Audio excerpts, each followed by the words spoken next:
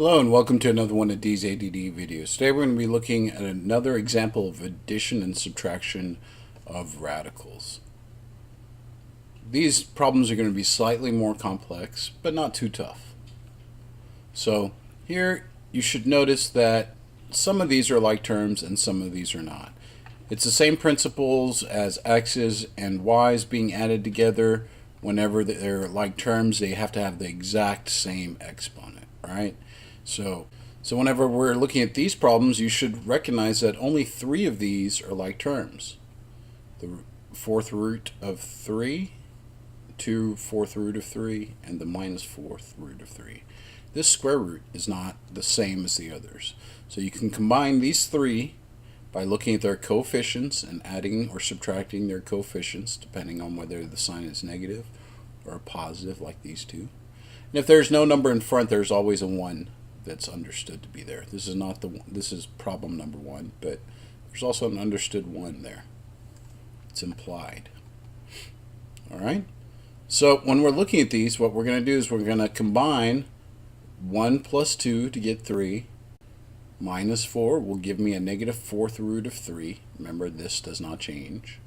And this one stays by itself. It's not a like term, so it just comes along for the ride. So when we're looking at these and combining these like terms, these fourth root of 3's, you look at their coefficients, the 1, 2, and the negative 4. 1 plus 2 is a positive 3, and then minus 4. Well, we're adding a negative 4. Signs are different, so you take the difference between them, which is 1, and you keep the sign of the larger number. So that's why we have a negative fourth root of 3 here.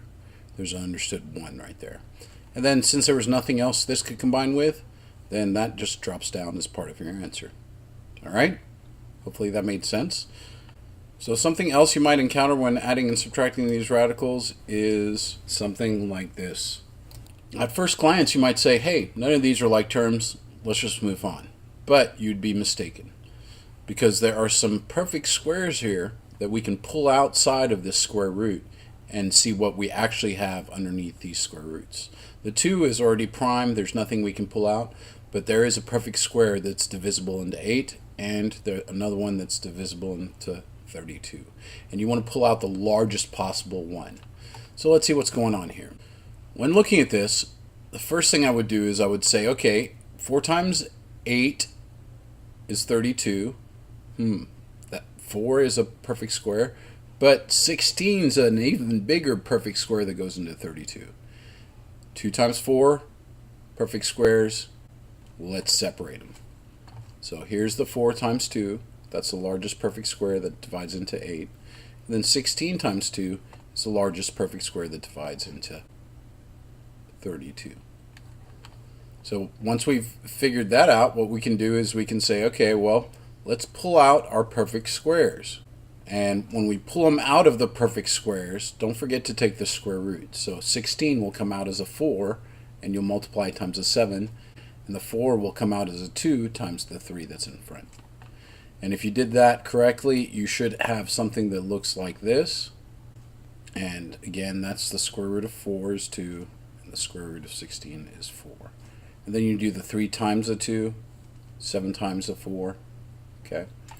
And when you simplify your coefficients, you should have something that looks somewhat like this.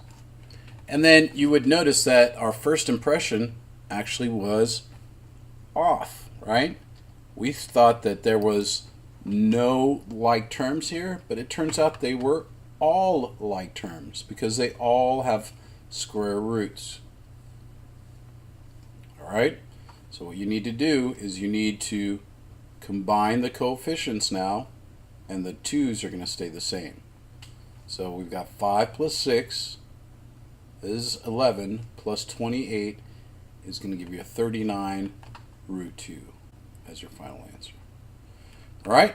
Hopefully that makes sense. Pull out the perfect squares, then combine what you can combine. Make sure you check out the advanced videos on adding and subtracting radicals. Thanks for watching. Have a great day.